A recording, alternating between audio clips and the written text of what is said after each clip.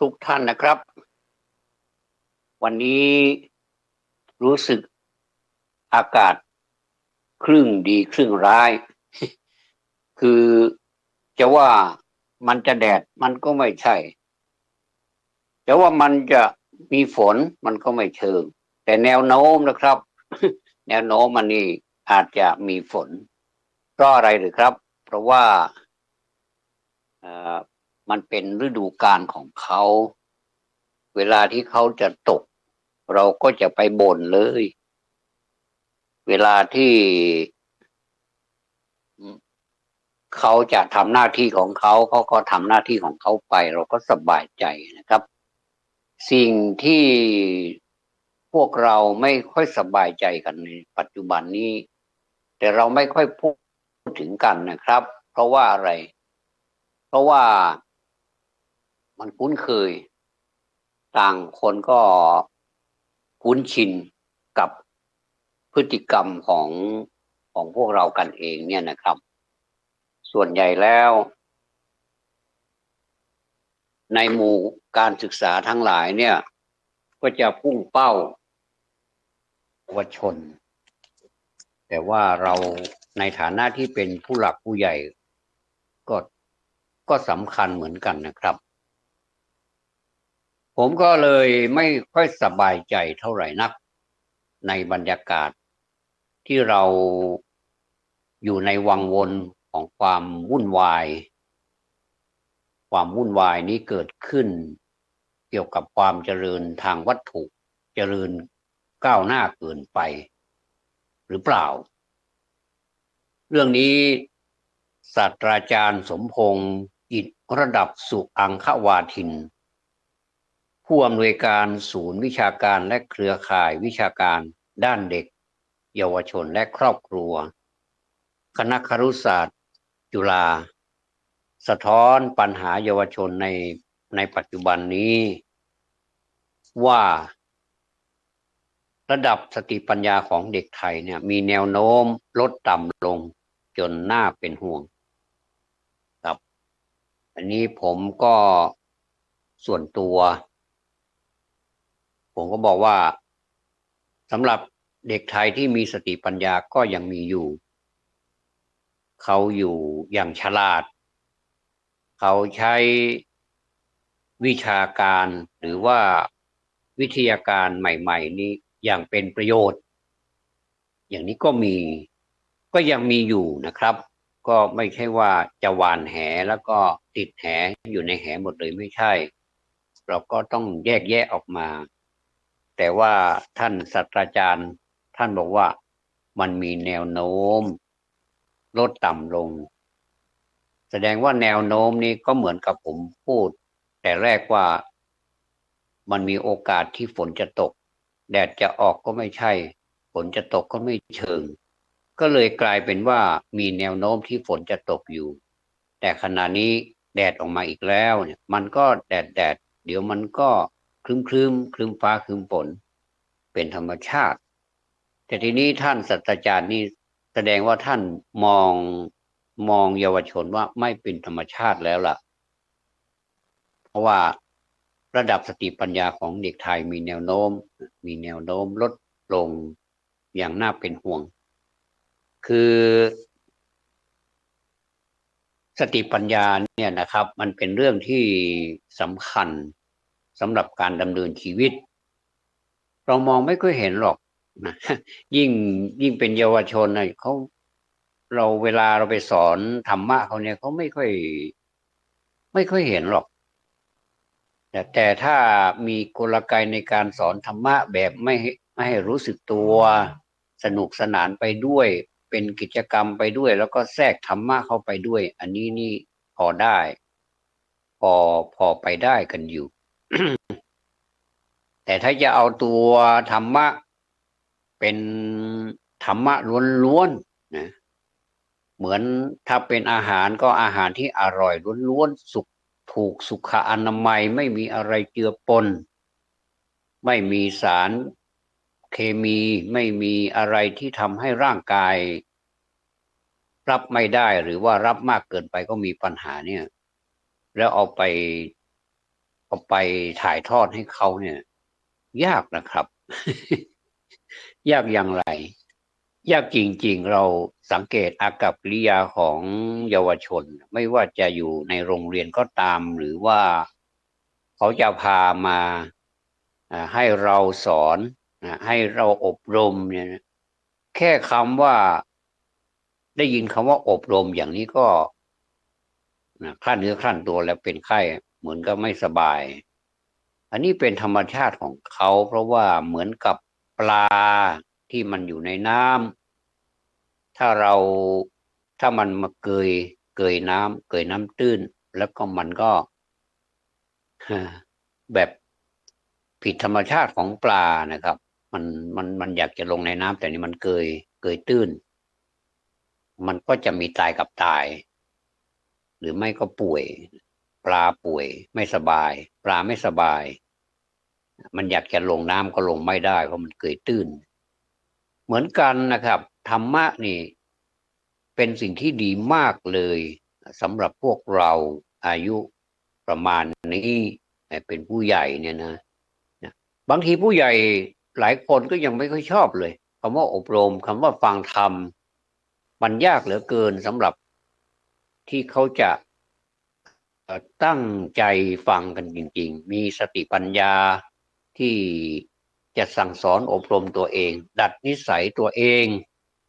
ที่ทำจนคุ้นชินเนี่ยให้มันให้มันยังไงให้มันเปลี่ยนแปลง change นะครับให้มันเปลี่ยนแปลงไปในทางที่ดีไม่มีเลยอะนะหรือว่ามีก็มีน้อยนะครับในบางแห่งยังไม่เห็นมีเลย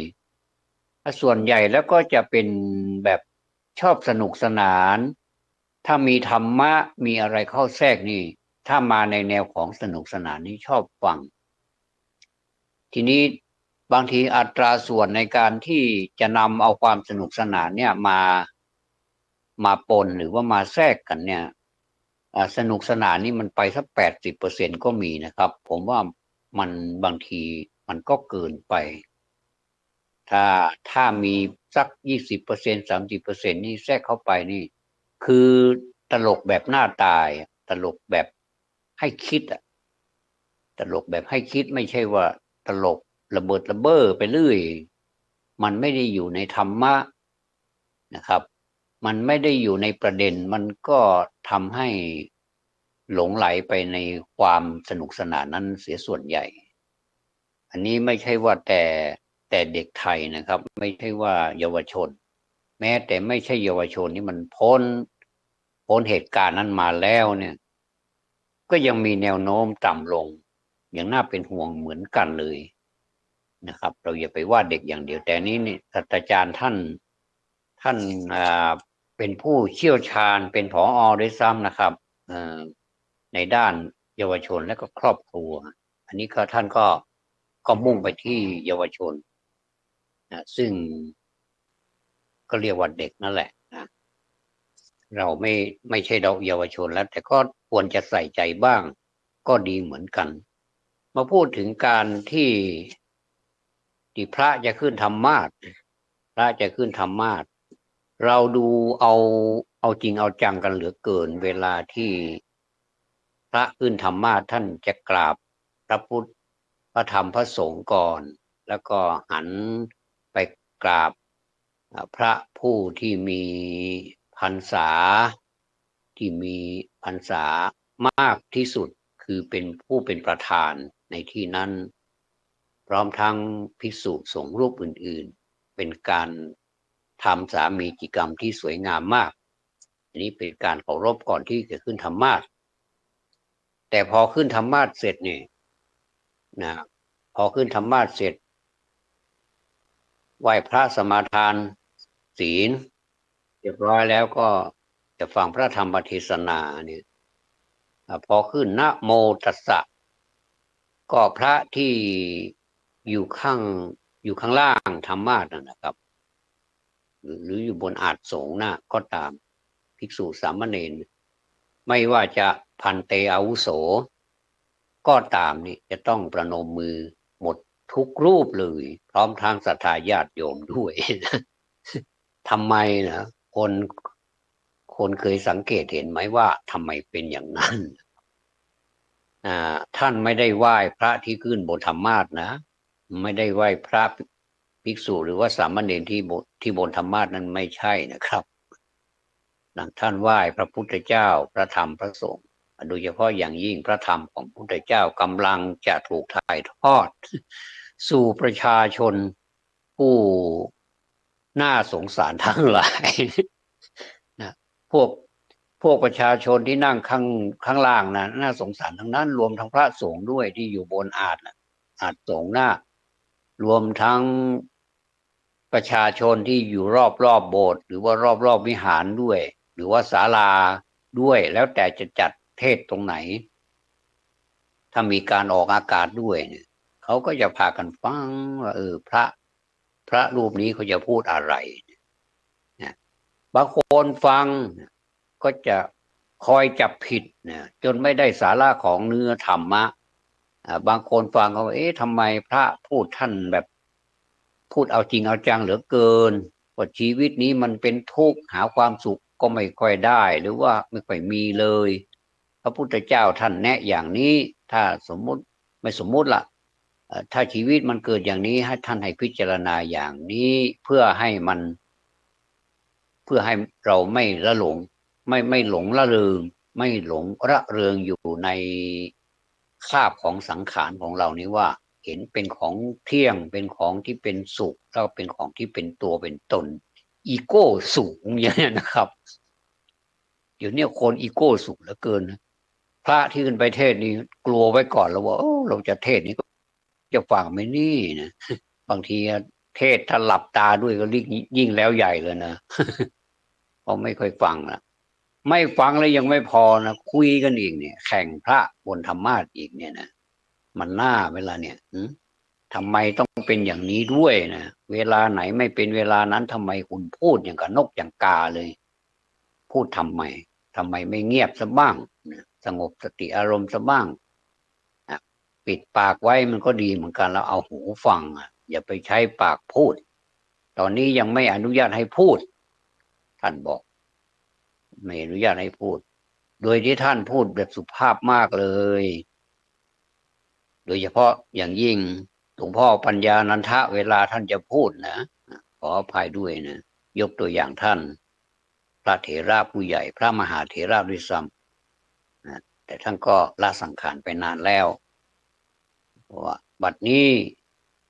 ได้เวลาฟังธรรมแล้วขอให้ญาติโยมทั้งหลายเรามักจะได้ยิน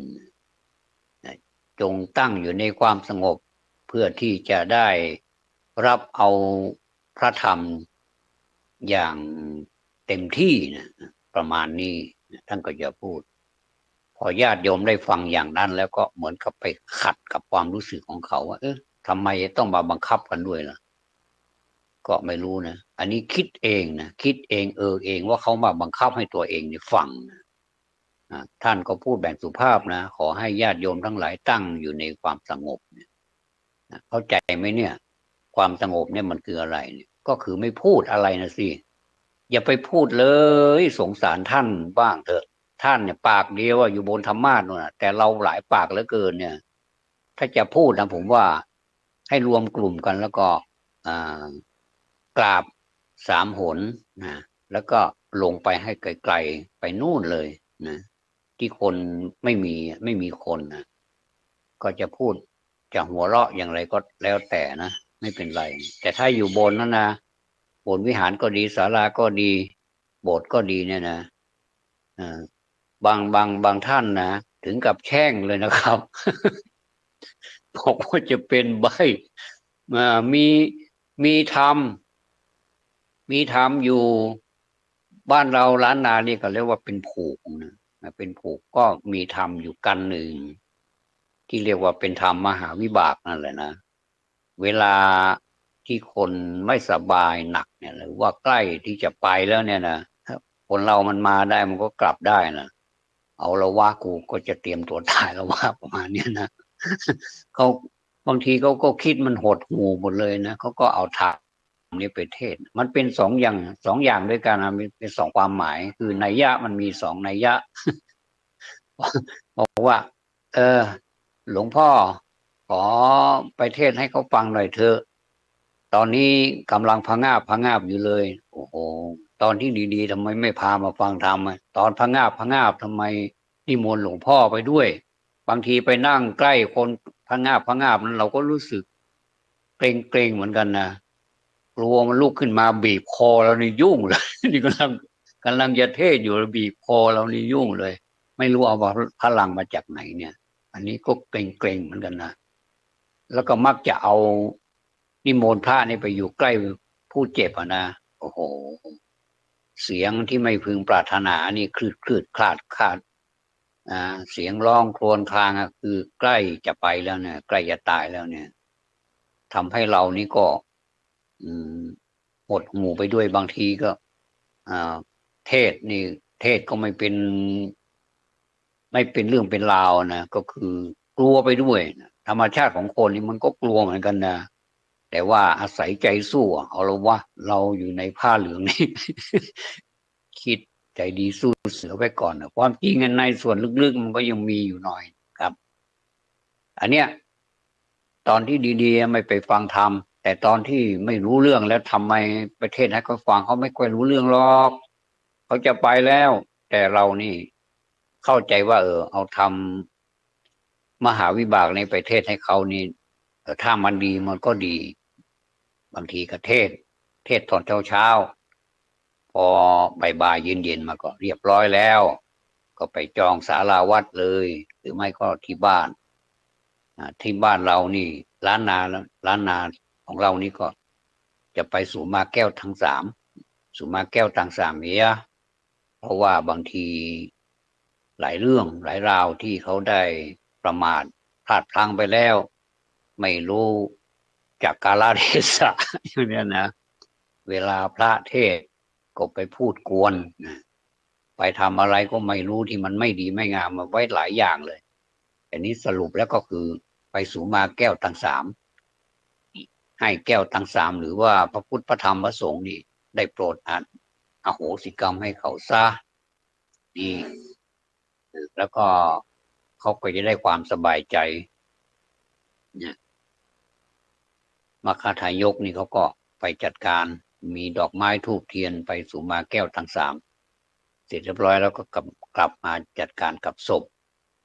แล้วก็พอถึงเวลาก็ไปเผาเนี่ยพูดถึงว่า พูดถึงว่าคนบางคนนะเขาพูดออกมาจากใจจริงนะ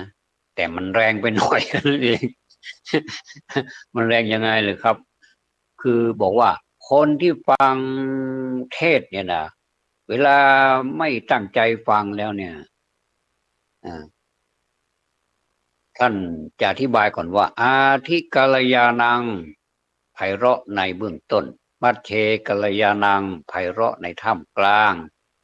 ปริโยสานากัลยาณังไพเราะในที่สุดบัดนี้เราท่านทั้งหลายจะได้ฟังธรรมแล้วขอให้ท่านทั้งหลายตั้งอยู่ในความสงบคนไหนที่พูดกวนพระธรรมจะเป็นคนบ้าใบ้หูหนวกตาบอดพูดอย่างนี้จริงๆนะครับผมฟังแล้วก็ขนลุกสู้เลยโอ้เราไม่มีนะในเหตุการณ์แบบนี้เราไม่มีอุปนิสัยแบบนี้ฟังธรรมรู้เรื่องก็ตามไม่รู้เรื่องก็ตามเราก็จะนั่งฟังธรรมแบบไปตามกระแสของพระธรรมนั้นแล้วเราก็เกิดความรู้สึกว่ามันมีความสุขนะนั่งสมาธิก็ได้นะนั่งสมาธิขัดสมาธิเนี่ยแล้วก็บ้านเราเรียกว่านั่งโคตรถวายก็ได้ก็ไม่เป็นไรนั่งเอามือซ้อนกันอย่างที่เราจะนั่งสมาธิจริงๆก็ได้หรือว่าจะนั่งพับเพียบก็ได้แต่อย่างเดียวขออย่านอนนะมันเกินไปถ้านอนนี่มันเขาเรียกว่าอะไรมันก็ได้เนี่ยอะไรก็ดีฟังไม่หมดแล้วก็บอกว่าเป็นของดีหมดเลยเนี่ยความขยันก็ดีความเกียจคร้านก็ดีเนี่ยคนก็ไปตีความไปหมดเลยว่าอ๋อความขยันมันก็ดีนะความความเกียจคร้านมันก็ดีนะท่านยังพูดไม่จบนะแล้วก็เอาไปตีความ ยิ่งสมัยเนี่ยตีความยังพูดไม่จบแต่เอาไปตีความซะแล้วก็เลยเดือดร้อนกันเป็นพักๆนะครับเนี่ยข้อที่หนึ่งระดับสติปัญญาของเด็กไทยมีแนวโน้มลดต่ำลงจนน่าเป็นห่วงผมวงเล็บพูดเองนะครับรวมไปถึงผู้ใหญ่ด้วยก็น่าเป็นห่วงเหมือนกันข้อสองสภาพร่างกายที่อ่อนแอลงขาดภูมิต้านทานทั้งทางด้านร่างกายจิตใจและอารมณ์อันนี้แน่นอนนะครับคนเราเนี่ยนะถ้าไม่ลองด้วยตนเองแล้วก็จะไม่รู้หรอกว่าถ้าเราไปติดพั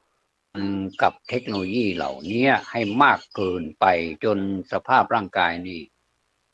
อ่อนเปรี้ยเพลียแรงก็คืออ่อนล้าเหลือเกิน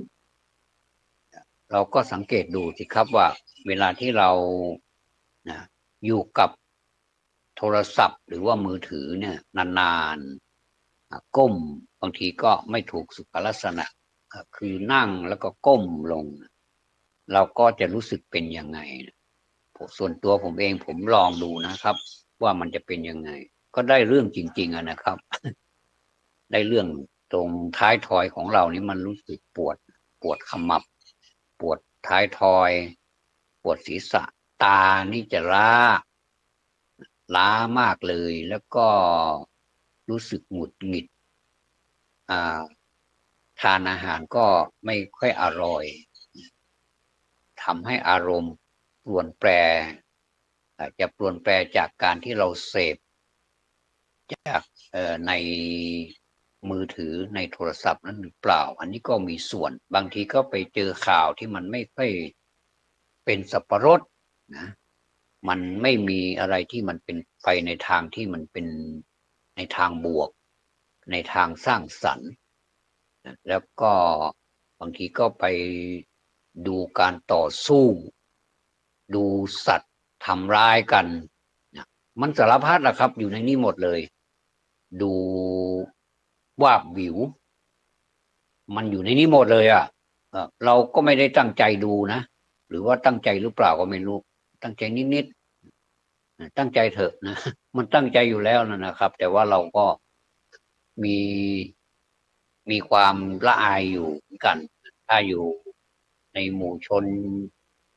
เยอะๆเราก็มากๆเนี่ยเราก็ไม่กล้าจะเปิดแต่ว่าถ้าอยู่คนเดียวเนี่ยอารมณ์มันพาไปเดี๋ยวก็เปิดไปก็เลื่อนไปเดี๋ยวก็ไปเจอเข้าบางทีก็ไม่ค่อยชอบก็เลื่อนไปดูการต่อสู้ของคนต่อสู้ของสัตว์เป็นไก่สู้กันเป็นโคเป็นควายสู้กันสิงโตกำลังจะฟัดกับควายป่าอย่างเนี้ยนะแล้วควายป่าก็ไม่ยอมก็ควิดสิงโตบางทีก็ราชสีห์เนี่ยหรือว่าสิงโตเนี่ยโอ้โดนธนูจนเสียบ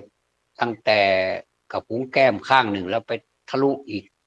ข้างหนึ่งแล้วก็ไปก้มกินน้ำดูซิว่ามันจะมีความทรมานแค่ไหนจิตใจเราก็หดหู่ไปด้วยอันนี้มันก็เลยล้าไม่รู้อะไรเป็นอะไรอยู่ในนี่ยุ่งเหยิงไปหมดเลยจิตใจกระเจิดกระเจิงไม่เป็นสมาธิละทีนี้นะพอเลื่อนไปก็ไปเจอธรรม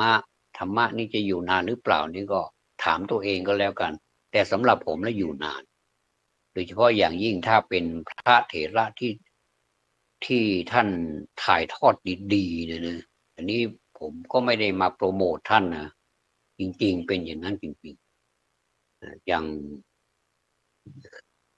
พระเดชพระคุณวัดประยุรวงศาวาสเนี่ยโอ้สุดยอดทุกรูปเลยสุดยอดเลยเวลาท่านขึ้นเทศน์เหมือนมนต์สะกดเลยมันสนุกจริงๆท่านพูดเสียงดังฟังชัดแล้วก็ยกสาธกเอาแบบใกล้ๆนี่แหละนะให้มันเห็นดำเห็นแดงกันไปเลยอย่างเนี้ยนะสนุกจริงๆแล้วก็ถ้าเป็นแบบดุเดือดเลือดพล่านเนาะโอ้น่ากลัวนะพอถอนคำพูดนะ ถ้าดุเดือดแล้วก็จริงจังพุทธทาสเนี่ยหลวงพ่อพุทธทาสวัดทานน้ำไหลเนี่ยหลายหลายท่านก็คงท่านอยู่สวนโมกไม่ใช่เหรอทำไมพูดผิดพูดใหม่ได้นะผมไม่พูดผิดหรอกวัดสวนโมกนี่สวนโมกสวนโมกขพรารามสุราษฎร์ธานีเนี่ยเดิมเป็นวัดเป็นสวนน้ำเนี่ยเป็นวัดทานน้ำไหลนะครับอย่างนี้เป็นต้นนะครับเราก็ฟังนานสำหรับผมนะผมฟังนานแล้วฟังไม่ฟังเปล่าๆผมก็อัดเทปไปด้วยนะเพื่อเอาฟังหลายๆรอบก็สนุกเอาฟังกี่รอบมันก็ยังสนุกอยู่ดีอันเนี้ยเขาเรียกว่าร่างกายของเราที่มันอ่อนล้านะมันเกิดฟิตขึ้นมาทันทีเลยท่านไม่รู้เป็นอะไรนะอันนี้นี่ส่วนตัวนะท่านจะเป็นหรือไม่เป็นก็ไม่ทราบแต่ผมจะพูดถึงความรู้สึกของตัวเองที่มันเกิดขึ้นไม่ใช่ความเป็นความรู้สึกนะครับไม่ใช่เป็นความรู้สึกทางอารมณ์ก็มีส่วนหน่อยหนึ่งแต่ว่าทางร่างกายเนี่ยมันเกิดฟิตขึ้นมามันเกิดแข็งแรงขึ้นมามันทานข้าวได้มันนอนหลับดีมันมีสมาธิมากขึ้นมันดูหนังสือได้นานแล้วก็เห็นหนังสือนี่เป็นไม่ได้ผมก็จะเปิดอ่านนะผมก็จะเปิดอ่านแล้วก็อันไหนที่มันเป็นคำที่แบบโดนใจผมก็จะทำเครื่องหมายเอาไว้หรือว่าจดลงไปเลยเนี่ยมันเป็นอย่างนี้จริงๆแต่ที่ว่ากล่าวมันนะผมไม่ได้บันทึกอะไรสักอย่างเลยนะครับก็ดูเป็นกรณีศึกษาคือเป็นสตัดดี้เป็นการศึกษาหาความรู้แค่นั้นเองนะครับก็แล้วแต่นะครับแล้วแต่ว่าใครจะชอบอะไรนี่ก็ไม่ได้ไปริดรอนสิทธิของผู้อื่นแต่ว่านี่พูดถึงความรู้สึกแล้วก็อะไรที่มันเกิดขึ้นกับตัวเราจริงๆแค่นั้นเองถ้าความอ่อนล้าอะไรต่างๆนี่มันหายเนี่ยเขาเรียกว่าเป็นธรรมโอสถหรือเปล่าผมว่าใช่นะครับธรรมโอสถของพระพุทธเจ้าเนี่ยมันเขาเรียกว่ามันเป็นสิ่งที่มหัศจรรย์นะแต่ท่านก็ไม่ให้เชื่อนะว่าเป็นความปาฏิหาริย์อะไรนี้ท่านไม่ให้เชื่อเดี๋ยวกลัวเราจะหลงทางเดี๋ยวก็จะกลายเป็นมิจฉาทิฏฐิไปก็ท่านก็อยู่ในกรอบของสัมมาทิฏฐิเราก็ต้องมันพิจารณาตัวเองอยู่บ่อยๆว่าตัวเองเป็นอย่างไรบ้างนะอันนี้เป็นข้อสอบนะครับสภาพร่างกายที่อ่อนแอลงขาดภูมิต้านทานทั้งทางด้านร่างกายจิตใจและอารมณ์ที่ผมพูดมานี้ก็รู้สึกจะค่อนข้างครบนะครับต่อไปข้อ3นะครับวุฒิภาวะทางอารมณ์พฤติกรรมและการแสดงออกแฝงไปด้วยความก้าวร้าวรุนแรงในการดำเนินชีวิตและการแก้ปัญหาต่างๆที่เกิดขึ้นวันนี้เห็นชัดเลยนะวุฒิภาวะทางอารมณ์นี่นะพฤติกรรมต่างๆที่เปลี่ยนแปลงไปเป็นคนละคนไปเลยเนี่ยพ่อกับลูกแม่กับลูกเหมือนกับไม่ใช่เป็นพ่อเป็นแม่ของลูกลูกก็เหมือนไม่ใช่เป็นลูกของพ่อแม่มันคนละเหมือนกับว่าอยู่ด้วยกันน่ะครอบครัวเดียวกันเนี่ยแต่ว่าเหมือนอยู่คนละโลกอ่ะนะเหมือนอยู่คนละโลกนี่ผมก็เรื่องนี้ผมก็พูดไปหลายครั้งแล้วว่าเวลาจะกินอะไรกินข้าวเช้ากลางวันเย็นอะไรเนี่ยไม่ค่อยได้นั่งด้วยกันเหมือนก็สมัยก่อนมีความอบอุ่นกินอะไรก็กินด้วยกันนะแกงหม้อเดียวกันก็กินตักใส่ถ้วยก็กินวางในถาดในบ้านเราเรียกว่าขันโตกนั่งแวดตะลุ่มกินด้วยกันนี่มีความอบอุ่นคือคนสมัยก่อนนี่สร้างบรรทัดฐานหรือว่าสร้างความอบอุ่นนี้ให้เกิดขึ้นในครอบครัวง่ายเหลือเกินทั้งที่มันดูเหมือนเป็นเรื่องยากแต่ว่าธรรมชาติหรือว่าอะไรสิ่งแวดล้อมต่างๆเนี่ยมันดีหนึ่งอย่างแล้วนะครับแล้วก็คนเมื่อก่อนนี่ความรักนี่มันเกิดจากความรู้สึกจริงๆข้างในจริงๆไม่ได้รักแบบพูดจาปราศัยหรือว่าเห็นกันว่าสวยว่าหล่อแล้วก็รักกันแล้ว เหมือนกับสมัยนี้ไม่ใช่ แล้วก็เวลาเมื่อก่อนนี่เป็นหนุ่มเป็นสาวนี่ก็จีบกันยากเหลือเกินกว่าจะจีบได้นี่บางทีก็ล่วงเลยไปตั้งนานเหมือนกันกว่าจะตกลงกันได้แต่ถ้าอยู่ด้วยกันนี่เขาก็ไม่ได้คือกระทึกคลึกโครมหรือว่าจัดงานอะไรใหญ่โตนี่ไม่มีนะผมผมเห็นแล้วก็แต่งงานอย่างธรรมดาเนี่ยก็ไม่ค่อยมีอะไรเออแล้วทำไมสมัยนี้ทำไมเลิกกันง่ายเหลือเกินเวลาจะอยู่ด้วยกันก็อยู่ด้วยกันง่ายเหลือเกินแต่ว่าเวลาเลิกก็เลิกเหมือนกับไม่มีอะไรไม่มีเยื่อไม่มีใยไม่มีความสัมพันธ์ไม่มีไมตรีไม่มีอะไรสักอย่างเลยก็เลิกกันไปโดยแบบง่ายๆคือไม่รู้เป็นอะไรอยากจะให้บรรยากาศเก่าๆเนี่ยนะให้มันมาแล้วก็สิ่งต่างๆเหล่านี้มันก็จะหายไปเนี่ยวุฒิภาวะทางอารมณ์เนี่ยครับพฤติกรรมเนี่ยแสดงออกก็ไม่ค่อยดีนะก้าวร้าวสารพัดแฝงไปด้วยความก้าวร้าวเนี่ยนะแล้วก็ความก้าวร้าวนี่ก็รุนแรงด้วยนะบางทีก็เอาเป็นเอาตายเหมือนกับไม่ใช่ลูกไม่ใช่พ่อไม่ใช่แม่ไม่ใช่ครอบครัวเดียวกันพี่น้องก็เหมือนกันก็มีคนละเครื่องก็อยู่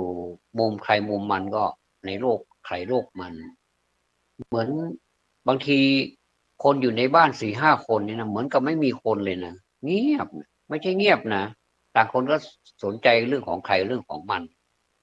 ก็เลยไม่มีความสัมพันธ์กันในครอบครัวไม่มีความรักอะไรมากมอบให้กันมากมายนักเวลาจะกินก็ไม่ได้พร้อมกันใครจะกินอะไรใครจะทำอะไรก็ตามอกตามใจของตัวเองไม่มีระเบียบไม่มีวินัยเนี่ยอันนี้มันเป็นการแสดงออกนะมันรุนแรงในการดำเนินชีวิตเนี่ยนะครับและในการแก้ปัญหาต่างๆที่เกิดขึ้นบางทีในครอบครัวเราเนี่ยมันมีปัญหาในเรื่องสารพัดแหละนะบางทีก็หัวหน้าครอบครัวจากไป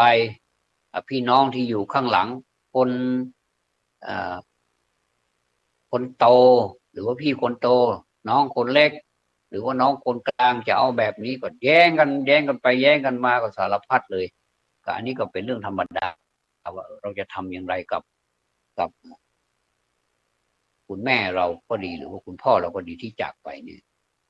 ก็สุดท้ายมามันก็ตกลงกันด้วยดีอันนี้ก็เป็นธรรมดานี่ผมว่าถือว่าไม่ใช่เรื่องราวอะไรที่มันใหญ่โตมากมายแต่ว่ามันจะมีเรื่องอื่นที่ตามมานะครับว่า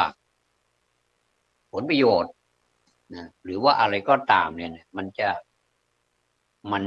ะมาผิดพ้องหมองใจกันก็เรื่องนี้แหละนะว่าเป็นผลประโยชน์เป็นอะไรนี่ก็ตอนนี้ท่านอยู่นี่ก็ไม่มีอะไรหรอกก็คือต่างคนต่างทำต่างคนต่างทำอะไรกันไปก็ไม่มีอะไรแต่พอท่านจากไปเนี่ยมันก็มีปัญหาอันนี้ก็มีเหมือนกันบางรายก็ไม่มีนะแต่ส่วนใหญ่ผมเจอแล้วมันปวดหัวนะว่าทำไมมันจะต้องมาเจอเรื่องนี้ด้วยนะเราผมมีวิธีแก้อย่างเดียวก็คือไม่ต้องไปสนใจแต่งานของเราก็พอแล้วจะทำอย่างไรให้ผู้ที่จากไปนี่ไปสู่สุคติไปสู่ทางดีจัดงานให้ดีที่สุดเท่าที่จะทำได้ทุ่มเทจนสุดๆทำหน้าที่ของตัวเองให้ดีที่สุดเท่านั้นเองอย่างอื่นก็ไม่แคร์แต่ว่าเราเวลามีแขกมีเรือมีอะไรมาเราก็ต้อนรับเขาด้วยอัธยาศัยตามสมควรแก่อัตภาพของเราไม่เวอร์เกินไปแล้วก็ไม่ต่ำต้อยจนเกินไปอย่างเงี้ยมันก็พองามคนที่มาหาเราเขาก็มาแสดงความเสียใจแล้วก็มาให้กำลังใจเราเนี่ยเราก็รู้สึกมีขอบพระคุณมากหน่วยงานต่างๆบางทีเราก็ไม่คาดหวังว่าท่านจะมาเราไม่เคยคิดเลยนะบางทีเราเคยไปสอนโรงเรียนของท่านเนี่ยโอ้ท่านผอ.ท่านครูประจำชั้นที่เคยร่วมจะร่วมสอนนักเรียนมาเนี่ยเราก็มีส่วนที่ไปสอนเยาวชนในโรงเรียนของท่านด้วยก็ท่านก็เมตตามาเนี่ยมาโอ้โห เรารู้สึกเป็นเกียรติเหลือเกินรู้สึกเป็นเกียรติเหลือเกินแล้วก็ต้อนรับท่านอย่างสุดๆนะอันนี้ก็เป็นความภูมิใจอยากจะเห็นบรรยากาศแบบนี้ครับในสังคมนะในสังคมเราอะแล้วก็ปัญหาต่างๆที่มันเกิดเกี่ยวกับผลประโยชน์อันนั้นผมตัดไปเลยส่วนตัวนะผมตัดไปเลยรู้สึกสบายใจนะครับรู้สึกมันเบาโล่งไม่ต้องมีอะไรกับใครก็เราก็จะเลือกอยู่ในด้านศาสนพิธีเขาก็เป็นงานศพก็เป็นงานที่เราเหมือนกับธรรมชาติมอบให้อ่ะเพราะว่าเราชำนาญทางนี้เราพอรู้เรื่องในทางนี้พอสมควรแล้วก็จัดการด้านทางนี้แต่ว่าถ้าเป็นเรื่องอย่างอื่นเนี่ยซึ่งมันไปมัน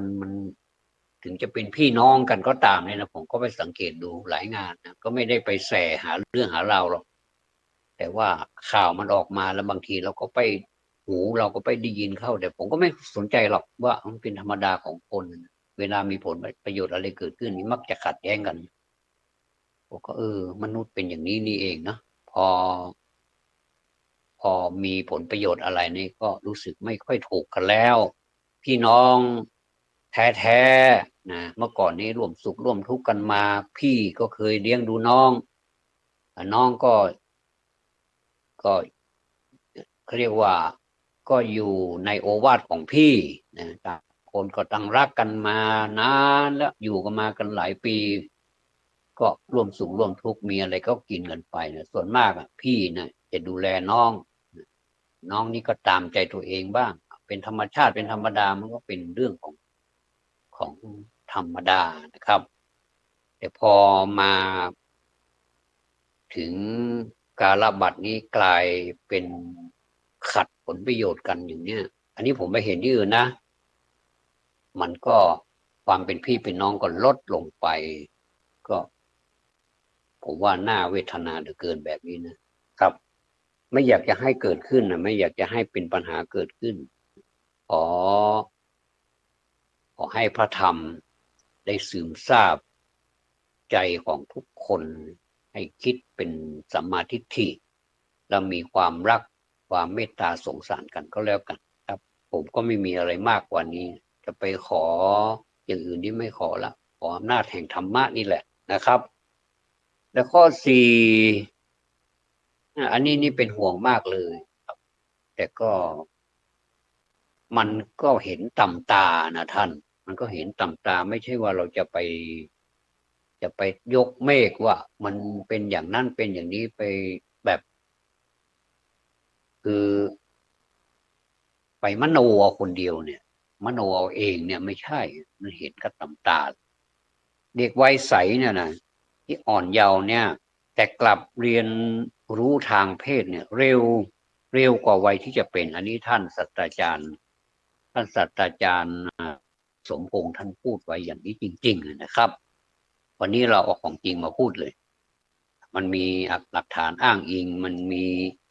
นะที่มาแหล่งที่มาแล้วก็มีการวิจัยอย่างดีแล้วเนี่ยท่านก็มาพูดตามความเป็นจริงนะว่าเด็กวัยใสสมัยเนี่ยนะเด็กนักเรียนนะโอ้ปออะไรเนี่ยป.2ป.3ป.4อะไรเนี่ยนะอืมก็เวลามีดนตรีนะมีดนตรีชอบเสียงดนตรีแต่ถ้าชอบเสียงดนตรีสมัยก่อนนี้เขาไ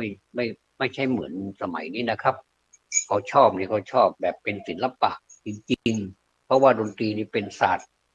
ร์ด้วยเป็นศิลป์ด้วยเป็นศาสตระนะครับเป็นศาสตร์ด้วยเป็นศิลป์ด้วยแล้วก็เป็นเครื่องประทินจิตใจเหมือนกับผิวนี่ต้องมีครีมมาประทินผิวทีนี้ดนตรีนี่มันก็เป็นเครื่องประทินจิตใจทำให้จิตใจกลมกล่อมเกลี้ยงเกลาเป็นมีความอ่อนโยนอะไรประมาณนี้นะครับแต่ว่าสมัยนี้ดนตรีนั้น ก็มีที่ดีก็มีอยู่มากเลยที่มันล่อแหลมก็เยอะเหมือนกันไม่ทราบว่าในบ้านในเมืองนี้ทำไมเขาปล่อยให้เด็กหรือว่าไม่มีการห้ามปรามอะไรปล่อยไปตามอารมณ์อย่างนี้โดยผู้ใหญ่นั้นก็ไม่ได้สนใจผู้ใหญ่ก็เล่นกับเขาด้วยนะมันเป็นการแบบว่าล่อแหลมกันเหลือเกินเต้นกันหน้าเวทีเป็นแบบว่าโอ้เหมือนระบำอะเหมือนที่เราไปดูลิเกอะลิเกที่เขาก่อนที่เขาจะแสดงลิเกเขาจะมีเพลงมาก่อนออกแขกเรียบร้อยแล้วก็จะมีการร้องเพลงเป็นการเปิดการแสดงโอ้เต้นกันเสด็จสะเดาเหลือเกินแต่ว่าในในทางของจริยธรรมหรือว่าอะไรต่างๆนี่เสียหายหมดเลย อันนี้ก็ผมก็ได้ได้จากการสนทนาผู้หลักผู้ใหญ่ว่าท่านมีความคิดอย่างไรผมก็เลยเอาความคิดของท่านมาบวกกับผมด้วยมันพร้อมกันนะครับมันเห็นพร้อมกันว่าจริงๆอะนะมันเกินไปจริงๆนะเราจะทำอย่างไรเนี่ยให้แสดงเหมือนสมัยก่อนได้ไหมเรายังทันอยู่นะอะไรประมาณนี้ไม่ทราบว่าศิลปินทั้งหลายจะเห็นด้วยกับเราหรือเปล่ากำลังจะทำกำไรอยู่เดียวอยู่เชียวท่านก็มาห้ามซะแล้วเนี่ยไม่ใช่อย่างนั้นนะครับคือถ้าดูเป็นภาพรวมๆแล้วก็สมควรนะอะไรที่มันจะล่อแหลมเป็นตัวอย่างที่ไม่ดีแก่เด็กเยาวชนเนี่ยเราก็ควรจะ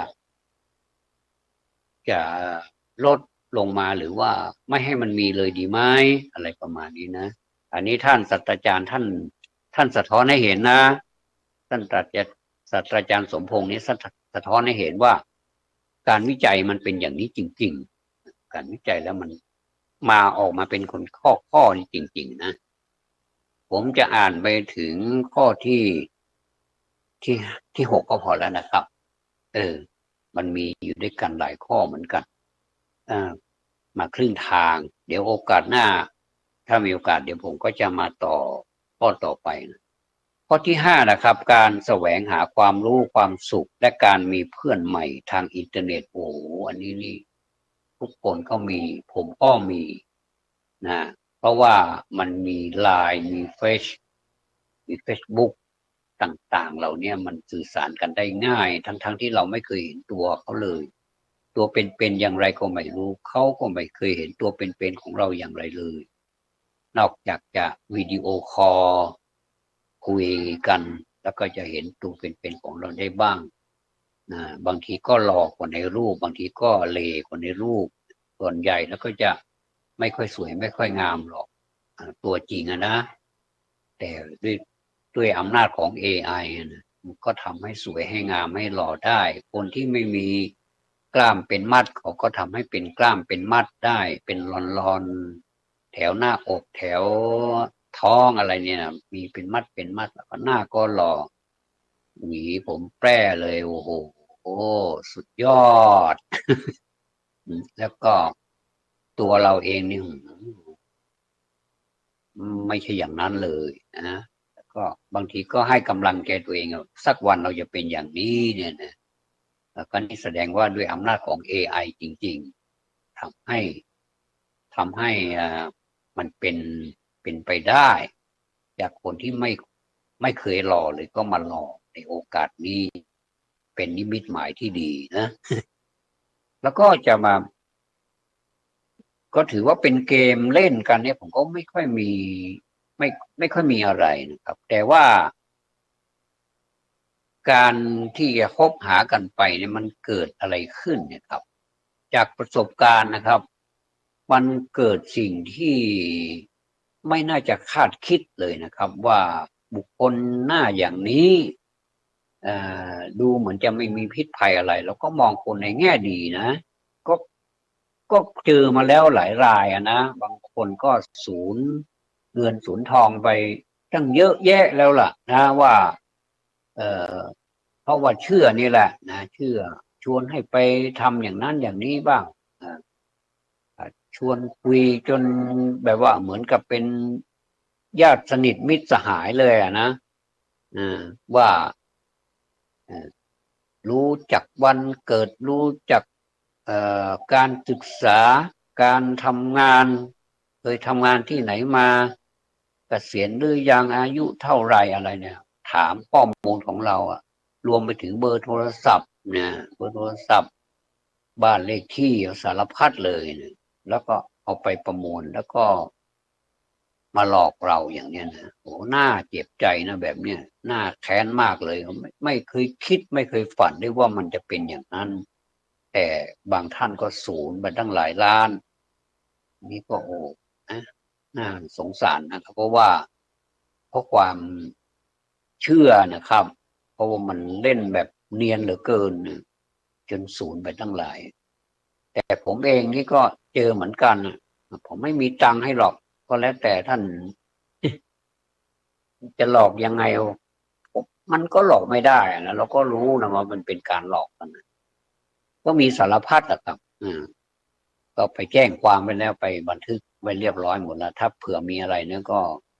ตำรวจก็จะได้จัดการไปตามกฎหมายแต่ก็ยังมีมาเรื่อยๆนะครับนะทางเฟซทางอะไรนี่ไลน์เก่าๆที่เราเคยประสบมาด้วยตนเองก็ยังมีอยู่มีเฟซอยู่นะก็เราเปิดดูในเฟซเนี่ยมันไม่ซ้ำกันเลยแต่ละวันโหไม่รู้มีกี่แสนกี่ล้านคนในโลกเนี่ยนะมาทั้งชาวไทยต่างประเทศมาหลายสัญชาติหลายเชื้อชาติเหลือเกินเนี่ยอันนี้เขาเรียกว่ามาทางอินเทอร์เน็ตมีเพื่อนใหม่อยู่ทุกวันจนบางทีเพื่อนเก่าเราก็ลืมไปแล้วว่าเขาชื่ออะไรไม่ค่อยได้สนทนากันเลยนี่ก็เลยลืมแต่จริงๆมันก็อยู่ในเครื่องของเราอยู่นั่นแหละนะเหมือนกับโทรศัพท์นี่แหละเหมือนกับไลน์นี่แหละถ้าเราไลน์ไปนานไปทีแรกก็ถี่อยู่นะครับถี่อยู่ก็ไลน์กันทุกวันครับพอมันห่างไปมันก็เลยหายไปเลยเงียบไปเลยก็มีแต่ก็ด้วยบางทีก็พอมาเจอกันอีกโทรศัพท์ตกน้ำมันเสียก็เลยไม่ได้ไลน์ด้วยเขาก็นี่ก็ไม่เป็นไรแต่ว่าไอ้ประเภทที่ว่าออกไปแล้วไม่มีรายชื่อนี้อยู่ในแชทเราก็สงสัยว่าทำไมอาจจะเป็นเพราะอารมณ์อาจจะแบบเราไม่มีอะไรเราไม่มีลูกเล่นอะไรก็เป็นได้หรือว่าเราให้ธรรมะเขามากไปหรือเปล่าก็เป็นได้หรือว่าเขาหมั่นไส้เราหรือเปล่าอะไรก็อย่าไปคิดมากเลยผมบอกก่อนในเมื่อเขาออกได้เราก็ลบไปเลยก็หมดเรื่องแสดงเขาบล็อกเราอะไรประมาณเนี้ยมันมีปัญหาหมดเลยเรื่องมีเพื่อนเนี่ยนะครับมันเราแสวงหาความรู้ในนี้มีเยอะเหลือเกินไม่ส่วนมากอะไรจะเป็นเรื่องของร่างกายมากกว่าจิตใจแสวงหาความรู้ความสุขเนี่ยมันจะเป็นเรื่องของร่างกายให้ความสุขกับร่างกายมากเกินไปการโฆษณาประชาสัมพันธ์อะไรมันก็เกี่ยวกับร่างกายกันแทบทั้งนั้นเป็นส่วนใหญ่นะครับแต่ว่าจะเป็นความรู้ความสุขทางจิตใจนี่มันก็มีเหมือนกันต้องขอบพระคุณครูบาอาจารย์พระเถรานุเถระที่ออกมาประกาศธรรมะของสมเด็จพระสัมมาสัมพุทธเจ้าเนี่ยนะอาจจะให้ความรู้ทางใจเป็นที่พึ่งทางใจนะโดยเฉพาะหลายท่านนะครับท่านจะพูดถึงความจริงว่าเป็นอย่างนี้และคนเราถ้าไปปฏิบัติจริงๆแล้วก็จะโอ้โหมันเกิดความสุขถ้ารู้อย่างนี้ดูมานานแล้วอย่างนี้ก็มีแต่ก็ไม่สายเกินไปนะครับอายุเท่าไหร่ก็ได้ขอให้สนใจแล้วก็หันไปหาความสุขทางจิตใจบ้างก็ดีเหมือนกันจะทำให้มันเกิดความสมดุลกันระหว่างการแสวงหาความรู้ทางร่างกายแล้วก็ทางจิตใจเนี่ยให้มันสมดุลกันหรือว่าให้ทางจิตใจนี้ให้เยอะๆหน่อยเพื่อมันจะได้มาควบคุมกายไม่ให้กายนี้มันต้องการอะไรมากแต่ว่าเราก็ดูแลมันนะครับไม่ใช่ว่าปล่อยร่างกายแห้งเหี่ยวเศร้าหมองไม่ใช่ การอาบน้ำการดูแลสุขภาพร่างกายการกินการอะไรเกี่ยวกับร่างกายหมดเลยมันก็ต้องทำให้ร่างกายนี้มีสุขภาพที่ดีมีสุขภาวะทั้งกายและทั้งใจเพราะว่าสองส่วนนี้มันสัมพันธ์กันใช่ไหมครับเพราะฉะนั้นทั้งทางกายมันก็ต้องดูแลอันนี้นี่มันเป็นธรรมชาติอยู่แล้วต้องดูแลเราต้องอาบน้ำเราต้องแปรงฟันเราต้องทำอะไรต่อร่างกายนี้ให้มันเป็นสิ่งที่มันมีความสบายมีความสุขตามสมควรนะไม่ให้เวอร์เกินไปเนี่ยนะแต่ความสุขทางจิตใจนี่ก็มันก็ต้องมีก็มีค่อนข้างที่จะต้องมากด้วยทางจิตใจนี่ก็ได้มาจากอะไรล่ะครับก็ได้มาจากการได้ฟังเหมือนกับมงคลสูตร38ประการการฟังในสิ่งที่ดีก็เป็นมงคลนะก็เป็นมงคลถ้าไปฟังในสิ่งที่ไม่ดีมันก็เป็นตรงกันข้ามมันไม่มีมงคลมันก็เลยกลายเป็นอาวะมงคลไปเลยก็มีนี่เพราะฉะนั้นข้อ5นี่ก็มีความสำคัญการแสวงหาความรู้ความสุขและการมีเพื่อนใหม่ทางอินเทอร์เน็ตเนี่ยพิจารณาดูให้ดีนะครับ Facebook ออกทุกวันนะมีเพื่อนที่ให้เรากดไปให้เป็นเพื่อนบางทีเราก็เห็นบางคนนะบอกว่าหมั่นไส้เหลือเกินมันจะมีช่องลบด้วยนะครับก็ว่าลบไปเลยแล้วมันก็ถามเรานะโทรศัพท์มันก็ถามเราว่าเหตุผลที่ลบเพราะอะไรบางทีก็ปัดไปเลยไม่ต้องมีเหตุผลอะไรไม่ชอบแค่นั้นเองก็มีนะก็เป็นศึกทางอินเทอร์เน็ตไม่ได้ใช้สตราวุธหรือว่าอาวุธอย่างอื่นมาประหารกันหรอกแต่ว่าใช้อินเทอร์เน็ตใช้โทรศัพท์มือถือเพียงอันเดียวนี่แหละดูได้ทั่วไปทั่วโลกนี่แหละมาประหารกันทำร้ายกันหลอกลวงกันให้กำลังใจกันอยู่ในนี้หมดเลยเลือกเอาก็แล้วกันนะครับข้อ6วัตถุนิยมเป็นตัวตั้งในการสร้างคุณค่ามากกว่าจะใช้ธรรมนิยมอะไรเนี่ยนะครับวัตถุนิยมเนี่ยมันมาแรงเหลือเกินเหมือนกับน้ำป่าไหลหลากพอมันน้ำป่ามันมาแล้วสักพักหนึ่งมันก็หายไปเลยแต่ว่าความเสียหายมันก็ทิ้งไว้ข้างหลังให้พวกเราได้มีงานมีการทำกันก็มาบูรณะกันใหม่อย่างเนี้ยครับวัตถุนิยมเพราะฉะนั้นนี่วัตถุนิยมนี่ก็มันเป็นตัวตั้งเสียแล้วนะแต่เราก็จะทำอย่างไรให้มันสมดุลกันอย่างที่ว่าไม่ให้มันมากเกินไปแล้วก็ให้มันมีบ้างนะครับไม่ใช่ว่าไม่มีก็มีบ้างแต่ว่าอย่าให้มันมากเกินไปเหมือนที่เราเป็นอยู่ในปัจจุบันนี้นะครับอย่าเอาเรื่องของวัตถุมาเป็นตัวตั้งหรือว่าอย่าเอาเศรษฐกิจมานำหน้าธรรมะมานำหน้าความเป็นอยู่ที่เราเป็นอยู่กันจริงๆเนี่ยความจริงเป็นอย่างนี้เราก็ต้องบอกว่ามันเป็นอย่างนี้นะแล้วก็เห็นในโอ้ ในโทรศัพท์นี่เยอะเหลือเกินนะบางคนเนี่ยร่ำรวยนะแต่ว่าไม่อยากอยู่หรอกในเมืองก็ไปสร้าง